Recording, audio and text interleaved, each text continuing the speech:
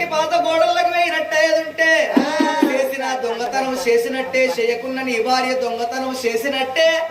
చీ అన్న బిడ్డ ఉండరాదని భార్య శామలదేవిని కాటి పాపలోని చేతులు పెట్టినాక అప్పుడు నీ ఇంటికైనా అయ్యని నువ్వు మళ్ళా వస్తావేమో.